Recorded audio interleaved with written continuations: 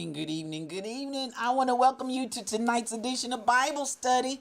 It is so good to have you here with me on this fine day. I want to say to the Bishop of Twitch, one reason. Thank you so much for tabbing me up. I know you're in Bible study and going forth, but thank you for tabbing us up and having us on your mind here in the Lion's Den. You know I love me some you. Dr. Dady Priest, the High Priestess, is here. Thank you so much, and thank you for that resub. I appreciate you. I absolutely positively do. Now, I want to welcome you all. This is our evening Bible study. We do it every evening from 6 o'clock on until I initially said we are going to do about 30 minutes, and it seems like we tend to run closer to an hour or so. But nonetheless, the idea is that we are going from Genesis to Revelations, cover to cover. And if you've never read the Bible from Genesis to Revelations, this is the place that you want to be. And we are doing it in chronological order. Truck driver, there's my Mufasa. I see you, sir. I love me some you as well. Come on in here. Now, you know how we do. I don't spend a lot of time in preliminary, and I like to welcome everybody that's here before we start the study. I don't digress or pull away from the study once people start coming in, but I will acknowledge everyone at the end of the study tonight. Now, again, it's in chronological order, so you know, I said we had really gotten past a lot of the bloody parts of Judges, but we again, because it's in chronological order, we are going to go right back into the story of Deborah. Deborah was a priestess. I love the story of Deborah. Some people pronounce her name Deborah, and Barak, and some people call it Barak. So whichever way, I don't get hung up with people on their pronunciations and whatnot.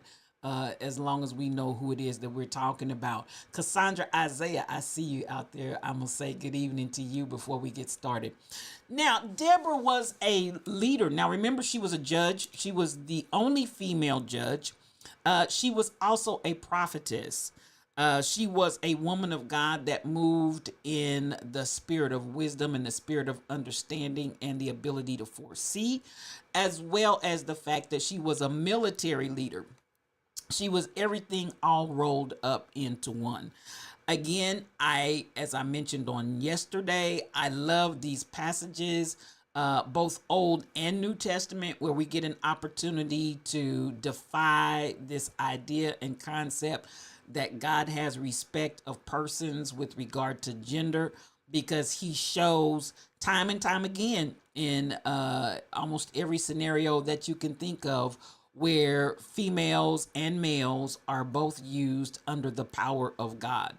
So I'm going to, I found a video right before I left and right before I came in that I really didn't get a chance to look at. I've been doing several other things, and so many good things are happening right now, you all. I appreciate what God is doing. I'm not going to talk about them. I'm going to just let them unfold and testify as they happen. But as I was going through earlier today, some things I looked at, and I was like, so nothing really grabbed me. Now this one I'm going to take a real leap of faith because I haven't watched it, so we're going to watch it together for the first time. The thing that caught my eye is as told as never told before. That got my attention because I'm like, okay, I want to see how they're going to tell the story of Deborah as we've never heard it before. So we're going to all watch it together for the first time and see how they present it. I will say initially, right off the bat, I probably had some kind of reaction to her appearance. Nonetheless, you know, it is what it is, and people have their interpretations and whatnot. But I wanted to see what are they going to tell me, as I've never heard before, about the story of Deborah. For those that, before we go there, I just want to go ahead and look at where we're taking our scripture text from on this evening. So we are back in the book of Judges for this particular story. Let me highlight and let me enlarge this a little bit for you all. Maybe you can see it a little bit better. We are Deborah and Barak. Barak served 40 years, or Barak or Barak, whichever way you want to pronounce it. 1249 to 1209, 1252 to 1212. Now, these are good judges. As we we'll see even in tonight's reading, what you'll notice is that it says their song, the Song of Deborah, Judges 5, verses 131 through 31. You'll hear a lot of people talk about the Song of Deborah. And then here we go into another apostasy. Every time you turn around, bless their hearts, they're going off into apostasy. So there is the reading for tonight. You should have read today from Judges 4 through Judges 6. That's where we are. Judges 4 through Judges 6. Now, my phone been quiet all day long. Now it just wants to go crazy, and I don't know why. A lot of people know that I do Bible study at this time, but it seemed like more and more of them start contacting me at this time of day. So y'all know I'm in Bible study. Stop calling me. All right. There you have it.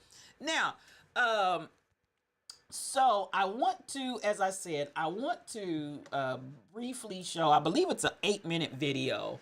I'm always interested on people's perspective and people's take on a thing. And once more, just the idea that they said they're going to tell this story as never told before, that piqued my interest, because I just want to hear how are they going to present this story. So sit back, give me 8 minutes of your time in just viewing this video, and let's see how they are presenting the story of Deborah. Here we go. Good morning, everyone.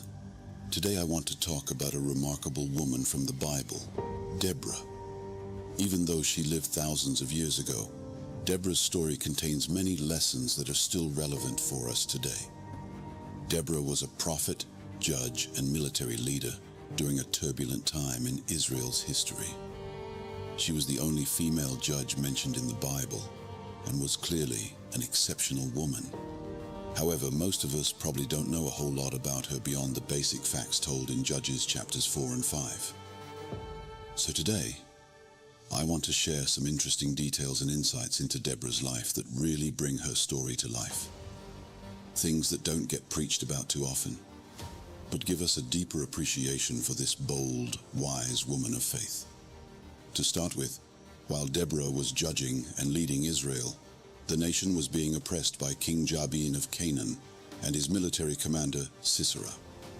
They had a massive army with 900 iron chariots, basically the tanks of the ancient world. Israel was powerless against them and had been brutally oppressed for 20 years. In this desperate situation, Deborah summoned a military leader named Barak and said to him, "The Lord, the God of Israel, commands you, go, take with you 10,000 men of Naphtali and Zebulun, and lead them up to Mount Tabor.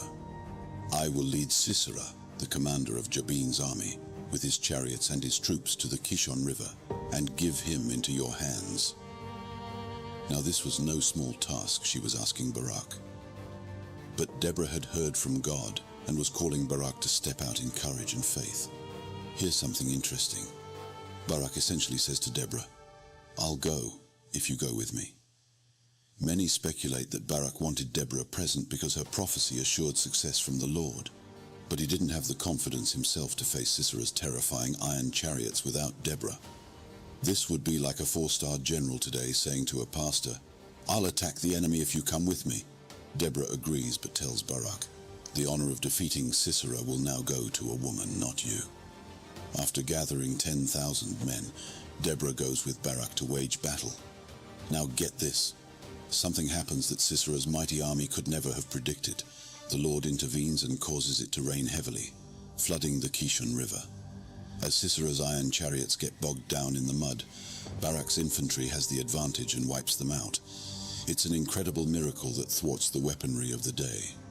Sisera flees the battle on foot and comes to the tent of a woman named Jael. She invites Sisera in, giving him a false sense of safety. But when he falls asleep, she drives a tent peg through his skull with a hammer. Gruesome. After this stunning victory, Deborah and Barak sing a song of praise found in Judges 5. Scholars say it's one of the most ancient texts in the Bible, and it's very interesting that in the song, Deborah is listed before Barak, showing she was likely the more crucial leader. A woman leading men into victorious battle was remarkable for that time. Now, during the battle, we're told the stars fought from heaven. This may refer to a miraculous meteor shower falling on Sisera's army, but stars were also associated with false gods back then. So it may symbolize God showing his supremacy over pagan deities believed to control stars. Here are some other fascinating insights on Deborah. She would sit under a palm tree between Ramah and Bethel to judge and lead Israel. People would come to her for wisdom and counsel from God.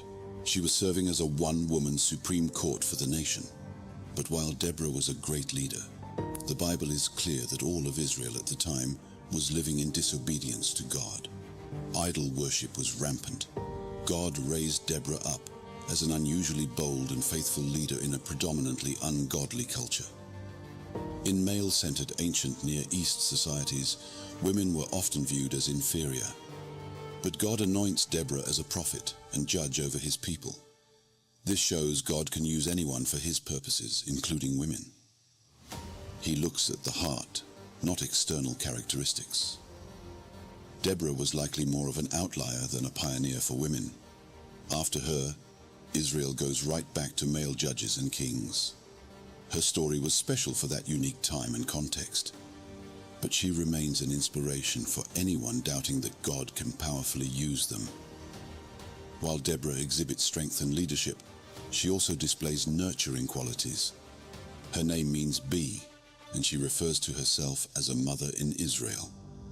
She guided God's people with a balance of boldness and compassion. Let's take a minute to recap some of the key messages we can take from Deborah's story. God gifts both men and women and calls them to lead and make courageous stands for him. Our gender, age, background don't limit how God can use us. With God, nothing is impossible. He can give supernatural victory against any odds or threatening forces that come against us. At times, God calls us to step out in faith even when afraid. He often uses the fearful and unequipped, so he gets the glory when they succeed.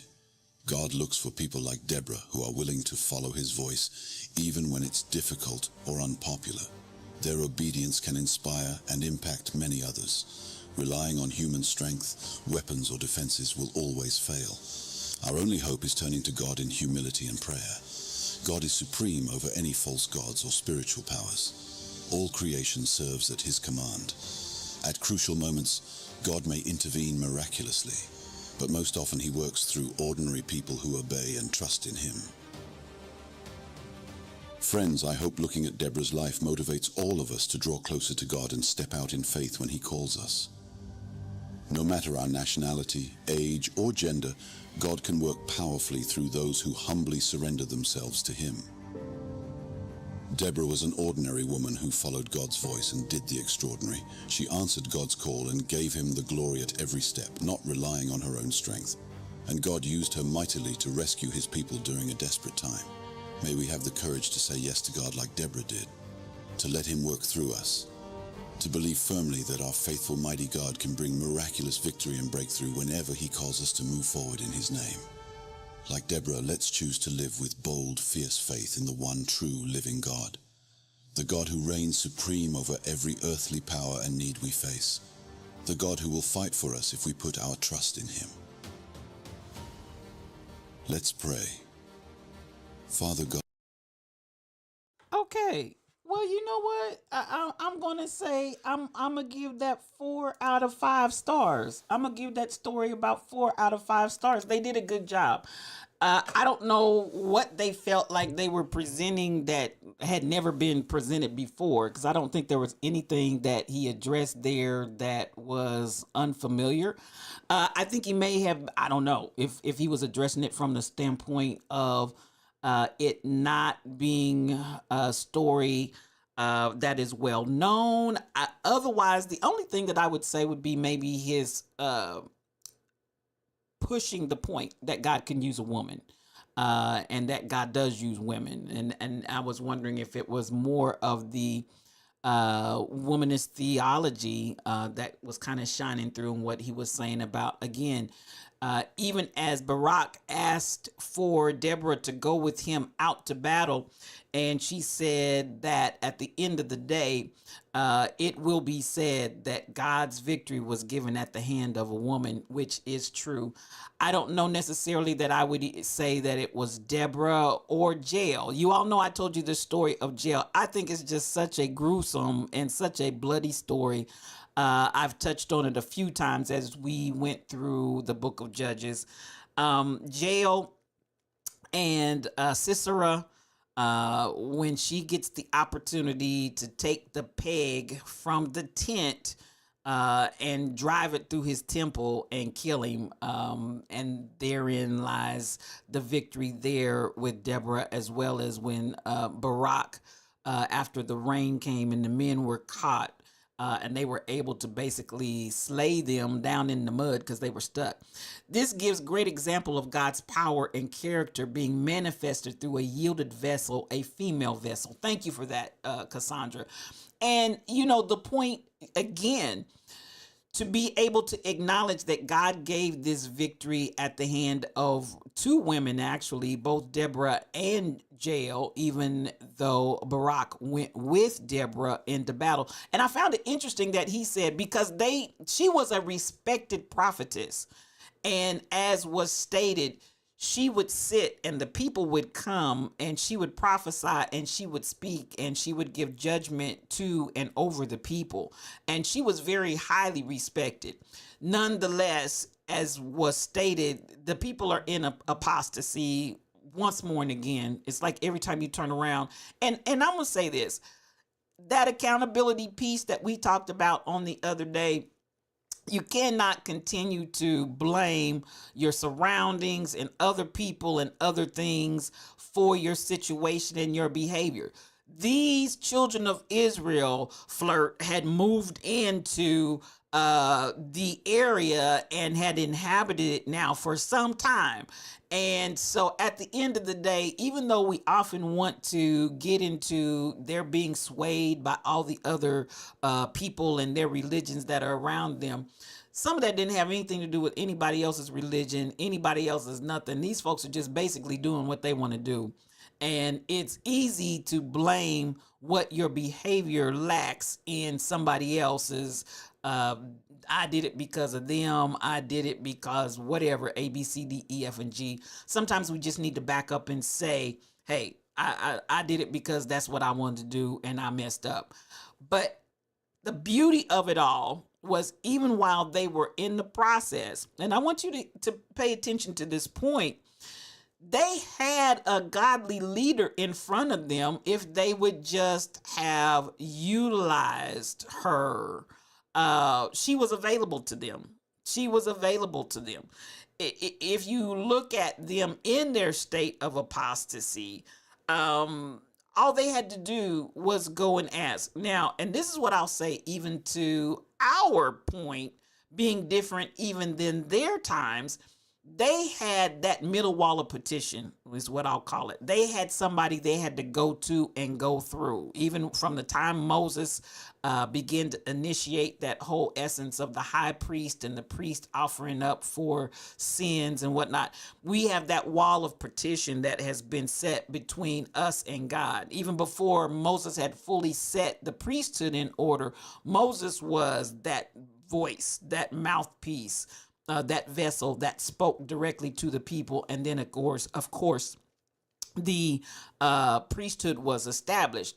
Now, even that, I'm going to say it like this, because I feel like at the end of the day, anytime in any season of life, people could have gone to God for themselves, but it became a convenience, can I say, to utilize the man of God, to utilize the priests of God. But I contend that at any point in time, anybody that was willing to go to God for themselves, I believe that there was a total ability to have personal relationship. Because we see people that even because the priesthood turned evil. Now, come on. And, you know, it's no different than, there's nothing new under the sun. So there was a time when the priests were wicked. And the priests were doing all kind of things that they should not have done in both the Old and the New Testament, because that's why Jesus whooped the money changers out of the temple, because we see that attitude where the people in the temple that should have been running and serving the temple become wicked. But there's always, and I believe this with all my heart, there's always a remnant. I don't think that there's ever been a time, and I don't believe that there will ever be a time when there are not people that know God.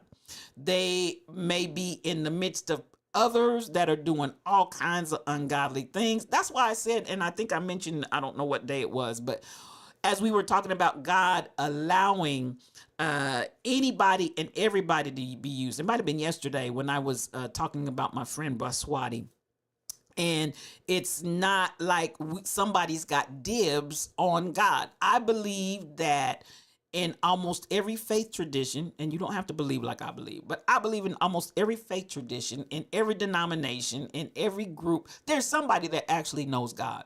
There is somebody that actually has a relationship and knows God, even if everything else that is going on around them is topsy-turvy. Somebody in that group knows God. I believe that. You don't have to agree, but I believe that. And that brings me to the point of, because I believe that we have the opportunity to have personal, intimate relationship with God, in spite of where we've come from, in spite of our denominational affiliations. Because listen, just because your affiliation is this or that, it does not, even if that affiliation is topsy-turvy backwards, you can still have a relationship and still be a member of that organization. It's not, everybody has an assignment. Let me say that. Everybody has an assignment. Everybody is not in a, I'm going to move away and pull away from this because they're not this and they're not that. There are people that are assigned to stay within certain organizations. And I feel like God allows there to be a light that shines in darkness wherever darkness is, which means that if it's a whole host of darkness all around you and you're that one light and God has said to you, you stay planted and stay here and shine, that's what you need to do. God will give you the strength. God will give you the ability. God will give you the wisdom. God will give you the know-how. But at the end of the day, getting back to this whole concept, even with Deborah, anybody had the ability. They could have gone to her and gotten righteous insights. They could have gone to her and gotten righteous word. They could have gone to her and got a prophetic that was not something out of La La La Land. God's always going to have a remnant, and God's always going to give us a way of an escape. God's always going to have somebody that can speak into your life in those times when you need a human being that is able to speak to you. Because I understood God is a spirit, and while some of us can, what do I want to say, be very, very content with moving in the spirit with God, everybody cannot. Some people are actually at a place of maturity where they need a physical person that can speak, that can share, that can be there and tangibly be touchable. And God will give you all of the above. And I believe that there are different times in our lives where it's one, not just one or the other. It may be multiple different ways that God manifests himself to us. But while I look at the fact that Deborah was a prophet, a prophetess, we look at the fact that she was the judge or the leader of the time, while we look at the fact that she was a warrior and was not afraid to go into battle. Now, as the story would be told, she's not out there just sitting there looking. We're talking about this is a war going on, all right? Just like any other warrior would go out. Deborah went out and she was a warrior. I don't know how many of you watch the different Viking stories, but it kind of reminds me of some of the Viking stories I enjoy watching. On they've got some new versions that are out now. I would see even Deborah as one of those female warriors that was able to go out to battle and be skillful and be very handy in warfare. Now, all of that being said, I feel like symbolically, again, it is that reality. God is no respecter of person. Gender does not matter. As Cassandra said, all he wants is a yielded vessel. And that yielded vessel can be male or female. That yielded vessel can be a child or an adult. That yielded vessel can be whatever ethnicity. That yielded vessel can be whatever faith tradition. And I know some of you don't believe that, but God will use. And to that, I keep going back to this idea that when we look at Moses, and I know I'm kind of all over the place, but I'm trying to bring in this idea that God uses whomever he will. When we look at Moses and we look at Jethro, his father-in-law, and his wife Zipporah, they both were Midianites, and they were priests and priestesses from the Midianite clan. So, I think where we have narrowed it down and assumed that anything and everything else that doesn't follow the way that we follow is in error and not of God, I would refute that. So, as we look at how, again, the story of Jael, because Jael, Deborah, and Barak are those three stories are almost always tied inexplicably together, because Barak went out and fought the men, the actual army, and Deborah went with him. And then we have Jael, who, again, we're talking about her killing the actual leader, Sisera. She wasn't out doing warfare with the people like Deborah and Barak were, but the leader of the army that they were fighting is who Jael killed with the tent nail, and drove it through his temple. So the three of those are almost always simultaneously talked about. And if you haven't heard those stories before, and the Song of Deborah is a beautiful, beautiful. If you get a chance to go back, that I believe it's in Judges chapter 5. But if you get a chance and you don't read anything else out of tonight's reading in your personal time, I would invite you to go back and look at the Song of Deborah. It is a beautiful song of victory and triumph. I'm just going to share that with you. That is, their song is found in Judges chapter 5, verses 1 through 31. Judges chapter 5, verses 1 through 31. Go back and read those 31 verses. And you know why I would say I encourage you to do that? The song of victory is so powerful. And as we look at the words, I want you to see yourself in a scenario where God will fight for you, just like God fought for Deborah and Barak. And you all can include Jael. I told you I have a, I just can't lie. I have a problem with I'm just not a person of physical war and blood and guts and all of that. Nonetheless, God gave them the victory. Now, while I say that, let me say this. I feel like, and hear me when I say this. I feel like the times when God, even in this situation, when God caused rain to actually start falling down, and that was part of what gave them the victory, was that they got bogged down in the mud and couldn't fight. When God does supernatural things, those are more of my areas where I feel like I can embrace the warfare between the people. There are times when God just confused the people, and they got confused and they fought each other, and killed one another. I mean, there are just all kind of stories in the Bible where God intervenes and moves the Battle of Jericho, and the walls fall down, and so on and so forth. I feel like there are so many representations of God's power. I feel that a lot of times when we get into, and I feel like God will step back and allow us to do what we do the way we do it, the way we believe, and so on and so forth, until we come into a greater knowledge. But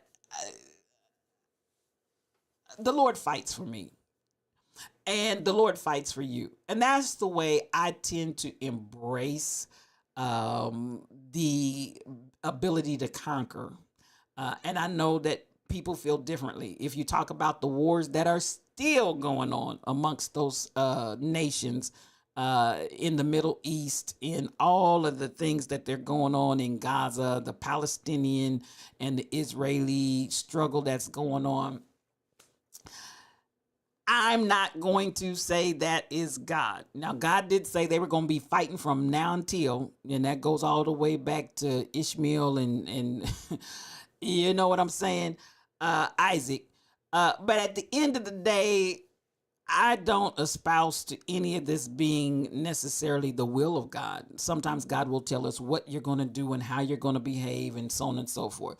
But I'm not an advocate of just going over into other people's lands and killing up people and all of that. I just, that I don't embrace that as the move of God. So, I may be outside of your purview in that way. I do feel that God will use many of those stories and many of those situations to show how he can prevail and come out on top and cause the people to be saved in certain instances or be victorious in other instances. But I tend to embrace more of it for let's move in a realm where we let God be God and move away from physical violence. Personal opinion, you don't have to embrace it. All right. Deborah is a powerful, powerful story. If you have not read it in its entirety, go again from Judges chapter 4 through Judges chapter 6, and you'll get it all entailed there. Now, I thought the story was good. I don't know how you guys felt about the video, but I thought the video was it was accurate. It was not inaccurate. Uh I again I'm interested to know why whoever put that together felt like they were saying something that had never been told before. They just retold the story as the Bible depicted it. So I didn't pick up anything that was tremendously different there than what is a straightforward telling of the story from the Bible. I hope this was helpful to you guys tonight. I don't know. There's nothing that I want to pull out that's necessarily earth shattering, other than the fact that God gives us victory. I again, I take these passages of scripture, especially out of the book of Judges and going into Kings, First Kings, Second Kings, First, Second Chronicles, where there's a lot of warfare going on. I tend to embrace them in the spirit. I do not, feel like I need to go out here and let me say this. So, like when we get to, because we're going to get there in a minute, when God starts telling them go into the city and kill everything utterly, every dog, every cat, every goat, every da da da da da da, man, woman, boy, child.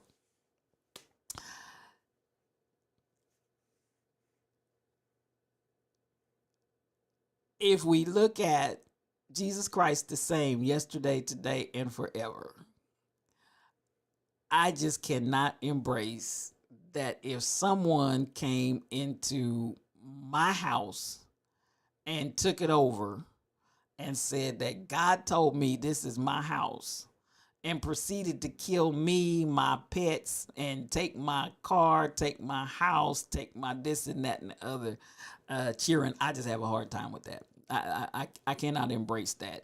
So I'm going to let you deal with it as you deal with it, but I'm just telling you where I am with that whole process. And I'll put it even to this extent. If we talk about people even to this day and the fighting and the warfare that's going on, do they not believe that they're doing the Lord's will? When they have suicide bombers, don't they believe they're doing the Lord's will? When they talk about they're doing this for the virgins and they'll see the virgins in heaven. And do they not believe they're doing the Lord's will? I believe that many, many times we believe and have believed that we were doing the Lord's will. And there are things that God allows, because even in the suicide bombers and everything else that's going on, God allows that to happen. But then I challenge the idea and concept that that is God and that's what God wants. My spirit says no, no, and no. So y'all quiet in here tonight. Nobody's saying anything to me.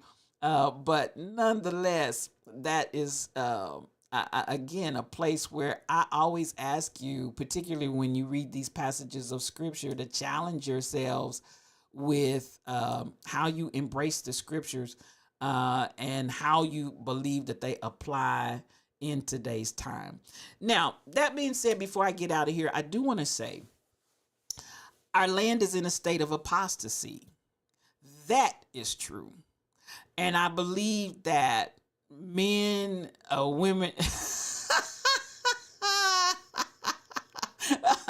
yeah, Dr. Dady, man down, man down. I see you, sis. I see you. Man, if I was there, I'd sure help you. I love it. I love it. Oh man. But this is part of womanist theology. It begins to pick the scriptures apart, not for the sake of trying to deny or denounce God or any of that, but to say, how does this apply and how does this fit and how does this come into our understanding of who God is and how God operates? And I want you, as you read, because we're here cheering, we're here. So we're going to continue to have these types of stories that we're reading through right now. And I just want you all to think about, how does it apply? Now, even with that, do you not believe that we are in a time that we can lead the people to a right relationship with God? I believe that we can, not with swords, not with bombs, not with killing each other up and taking, I wish you would come to my house. I'm just going to say it. I wish you would come to my house and say, the Lord told me this is my house. Because at the end of the day,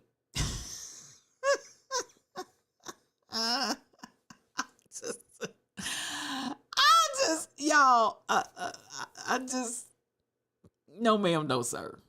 No ma'am, no sir. And kill everything that, no ma'am, no sir. So again, think about your theology and think about how it flows. Think about how it fits into, even as we talk about sanctity of life, how do we decide who lives and who dies? How do we decide who we're going to kill and who gets to stay? How do we decide what property we take over and possess? And, there's some things we need to rethink about that. And even though, I'm going to say so many ways we may not physically take somebody's house or take somebody's whatever, we can encroach upon people's, their what God has given to them in the way of, let me, because I know I can talk about Dr. Dady in a way that she's not going to trip out because she understands where I'm coming from. I can encroach on Dr. Dady's influence. I can encroach on Dr. Dady. You understand what I'm saying? Her possessions, her lands, the things that God has given to her. I can start encroaching upon that and try to, come on, flirt, and try to take into my possession what is rightfully hers. You understand what I'm saying? There's so many ways that we can take people's possession. I can take her, listen, your heart, people out there, just heart They're thieves. They're thieves and robbers. They mean you no good. There are folks out there that your influence, and then yes, even your natural possessions. You got people out there that try, and I'm like, no, ma'am. And I'm talking about people that name the name of the Lord and love God and feel like it's within their power to come in and possess your stuff. I'm like, no, ma'am, no, sir. That's not at all. I'm going to say, even from the standpoint of a lot of times dealing with people that have a jealous spirit and they want to, if they could, totally consume you and possess your land and possess everything that's yours and try. I'm telling you, kill your influence, murder. There's so many ways symbolically as well as physically that we can look at these passages of scripture, and people feel justified. Come on, Dr. Dady. People feel justified with this kind of energy coming from a mindset.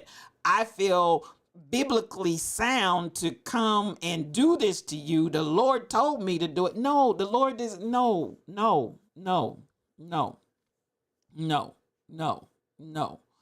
And so I want us to recalibrate, because that energy is both in the natural and the spiritual going on right now today. When you say you about to be the 51st state, when you say I'm going to come in and I mean, it's all this same energy. You don't just go in and take people's land. You don't just go in and take people's territory. You don't just go in. It's so many ways and so many dimensions to look at this. Don't be one dimensional in how you interpret this. While I'm saying I look at it symbolically, and I definitely do not embrace it from a natural physical standpoint of killing people and taking possession. There are other ways to do it in other dimensions as well, both spiritually, mentally, emotionally. All of this can be done: warfare, murder, killing. And this energy is what I'm trying to address, comes from the very core of these types of scriptures that make people feel like they're justified to do what they're doing. And I say, no, you're not justified. And even though it may have been allowed at the time, I don't believe that it's the will of the Lord, and you can believe however you believe. Okay. Whew, I feel like this is a little rough. Somebody talk to me, Flirt. Talk to me. Talk to me. I'm gonna leave it at that, because I could go round and round and round this mountain, because I know this is a place where we are probably found very, very much in a place of division and disagreement, because we like to fight. We like to fight. We like to kill. We like to take land and possess it, and we like all that stuff. We preach those sermons and we just buck all over the church. And I just, when we think that these are actual lives of people, I would say that what we see going on in Gaza right now is a literal glimpse of these stories that we're reading about in the Bible. Real time, current time. What we see going over in Gaza, what we see going on in Ukraine, what we see going on in these countries that are at war, those are literal opportunities for us to see what was going on in the Bible. Now, I say to you, put that in perspective, and where do you stand with that? Yeah. And I'll just say that. Put that in perspective. Think about Gaza. Think about Ukraine. Think about all the countries that have war going over, and the struggle, and even what we about to be in if we're not careful, talking about the 51st state and this and that and the other. And we're going to take Greenland, and we're going to take Panama. I want y'all to understand, this is an exact representation of these kind of stories that we're reading in the Bible. And I'm just saying, we need to rethink that. We need to rethink it. All right. All right. Well, let me come up and say hi to everybody because ain't nobody talking to me. Y'all quiet on tonight. You're real quiet on tonight, but that's okay too. One reason the Bishop of Twitch is at his church in Bible study, but he's got me tabbed up, and I appreciate you, Bishop. Dr. Dady Priest came in with the re-up. I appreciate your support and came in, and she's moving furniture. You be careful and take care of yourself, Dr. Dady. That's the high priestess. Truck driver is in here. That's my Mufasa, and I love me some him. Thank you for coming in. Cassandra, thank you for being in the midst. That's my girl. I love this sis. I mean, she is so supportive, and she is so encouraging. I appreciate you. I really do. Flirt 9192 is up in here, and I appreciate you for being here, sis. Nothing but mad love to you. So at the end of the day, that's our Bible study for tonight. God uses women. Don't let anybody trick you otherwise. Don't let anybody tell you otherwise. Again, we see Deborah all 3 in 1. We see, come on. I appreciate you. I appreciate you. Flirt, I see you. She was a prophet. She was a judge and a leader, and she was a warrior. So all 3 in her. Don't let anybody make you feel like women are left out of God's ministry. I made sure I was not. Come on here. I love you. I love you. I'm so glad that you're here tonight, Flirt. All right. So that's our Bible study for this evening. I appreciate you. You caught the end. Come on, man. MCP. Come on. I appreciate you. So much love to you, Mary. I'm glad to see you. And yes, you caught the end of it, but I appreciate you for making your way into the lion's den. I love you guys. We're going to keep going tomorrow. Let's see. We're on Gideon, and we're still covering the judges. We're on Gideon, and then we'll get to the birth of Eli and Abimelech. We'll cover all of that on tomorrow. I appreciate you for being here tonight. Have a great evening. Dr. Dady, don't you hurt yourself. Don't you hurt yourself. Don't do it. And to everybody else, I want you to enjoy the rest of your evening. I love me some you. Peace for your journey.